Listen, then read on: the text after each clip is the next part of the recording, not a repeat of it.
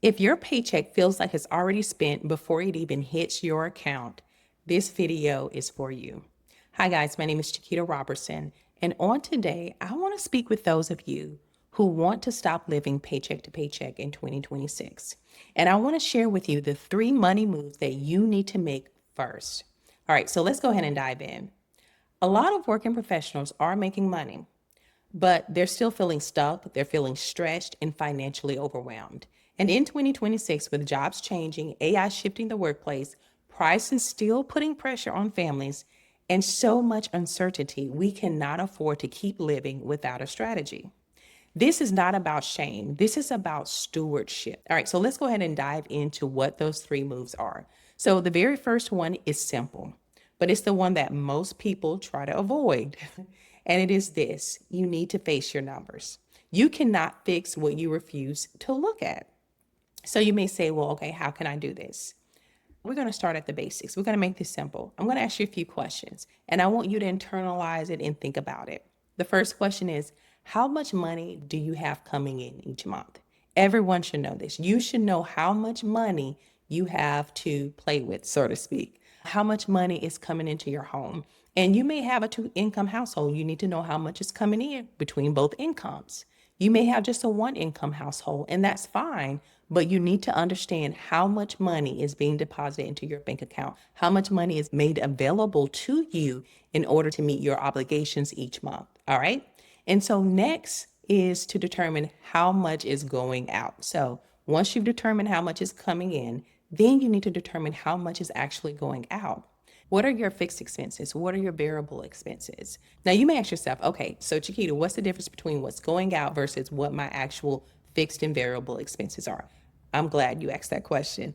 What's going out is money that you're just paying out. This may be bill money, this may be pleasure money, things that you're wanting to buy, shopping, just any spending that's going out.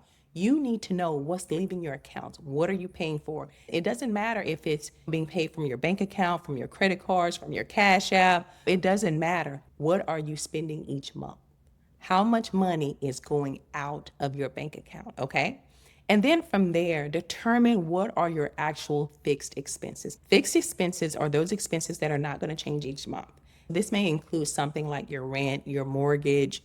This may include a car note, maybe student loan payments. These are things that do not change each month. It may be your children's tuition, something like that. Every month is the same amount. It does not vary.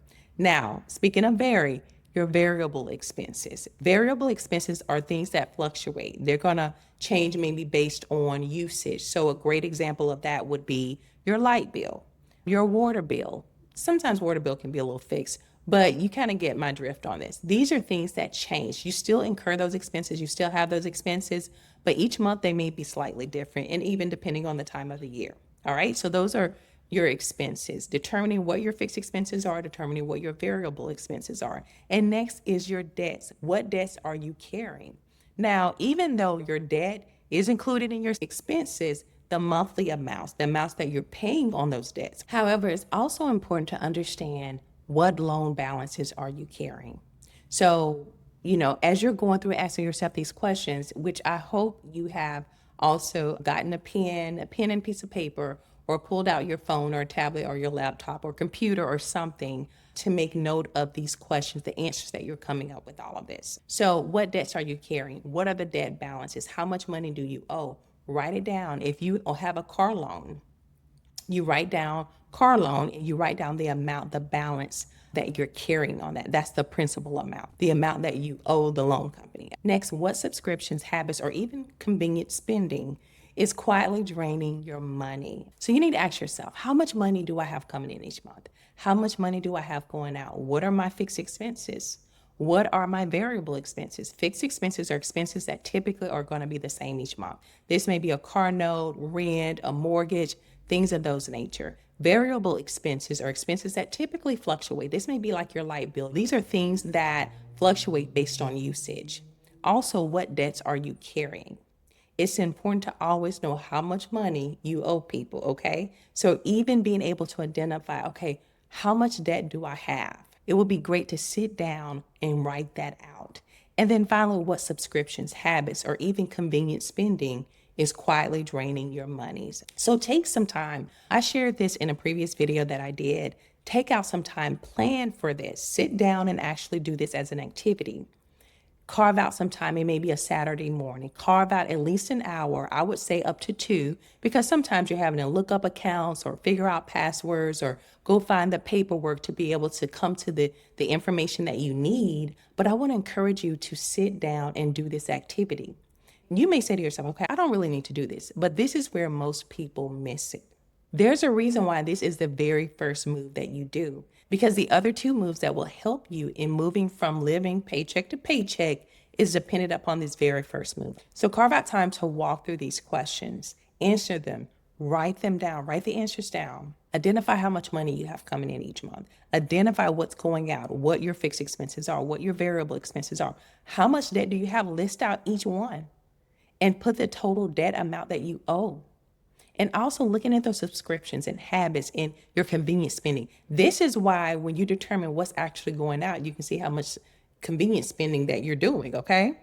So a lot of people do not really have a money problem first. They have a visibility problem. They do not know where the money is going. So every paycheck feels like a surprise. You cannot steward what you have not counted. I'm going to repeat that. You cannot steward what you have not counted. So before the week is over, I want you to write down your income, your bills, your debt payments, your subscriptions, and average spending. Do not judge it yet. Just look at it. So let's go ahead and move on to move number 2. The second move is to create margin before you chase more. A lot of people think, I just need more money. And sometimes that's true.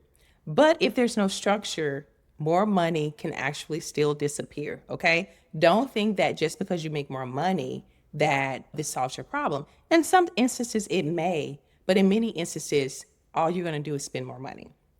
We have to create a foundation, and step 1 is helping to create that foundation. So in order to create more margin, and when I say more margin, I'm saying basically more room. This is giving you more monies. Before you go out and let's make more money, let's go ahead and create more room and see where we can free up some monies, all right? That's probably a better way to put it, is to free up more monies based on what we already have coming in. So a few things that you can begin to do is to cut obvious leaks first. Look at subscriptions, any eating out, impulse spending, late fees, unused services, even emotional spending. These are things that will eat away at your budget. They'll eat away at the monies that you have coming in. And before you know, you're like, where did my money go? So begin to do this. Create a small starter emergency fund. This is something I talked about in the last video.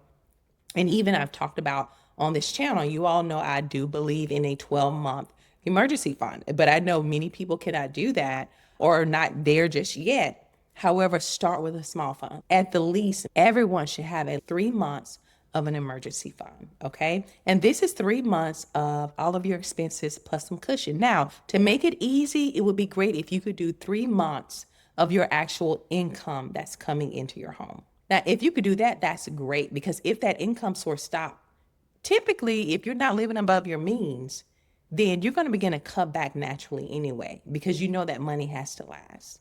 Next is build a simple cash flow plan before the month even begins. And this is where you begin to give every dollar an assignment. You're basically saying, okay, this is how much money I have coming in. And so let me go ahead and account for all of my expenses, all of my fixed expenses, variable expenses. And then you determine, okay, you look and see, this is what I have left. Then from there, you're able to assign out. You're able to say, okay, let me put this in the emergency fund. Let me take this, and we have a little extra. Okay, we need to put some monies up because, we need some new tires, or we can go ahead and put monies over here because we have some extra monies. This is where you can begin to take your monies and let every dollar have an assignment. So give every dollar an assignment. Margin gives you breathing room. Margin helps you to stop depending on perfect timing. It also gives you the ability to make better decisions instead of desperate ones. All right, I'm gonna say that again. Having margin gives you the ability to make better decisions when it comes to your money instead of desperate ones. More income without better stewardship still leaves you broke, because there's a lot of people out there making a lot of money, but they're still broke. They're still living check to check. And some of them are not even making it to the check. Many of them are living off of credit cards, and that's not what you want to do, okay? So I want to challenge you. On this week, find one spending leak and redirect that money towards saving, debt reduction, or even a specific financial goal. Let's move on to our final move. The third move is to build an income strategy, not just a budget. A budget tells your money where to go, but an income strategy helps you think about how money is going to grow. So I want you to think through a few things. What skills do you have that can increase your value at work? Are there opportunities for advancement, certification, promotion, or even the ability to negotiate a higher salary? What problems can you solve for others? Could one of your skills eventually become a side income stream? Are you relying on one paycheck with no backup plan? This connects me back to last week's video. If AI is changing jobs and the workplace is shifting, then working professionals need to think beyond survival. They need to actually begin to think about skill building, income protection, and future readiness. Your paycheck is income, but it should not be your entire financial plan. Now, I'm going to repeat that. Your paycheck is income. It is not your entire financial plan, or it should not be your entire financial plan. So here's a practical step. Write down one skill that you can strengthen, one income opportunity that you can begin to explore, and one way that you can become more valuable in your current role. Scripture teaches us to be wise stewards. Proverbs 27:23 says, "Be sure to know the condition of your flocks. Give careful attention to your herds." In today's language, that means to pay attention to what has been entrusted to you. Know what is coming in, know what's going out.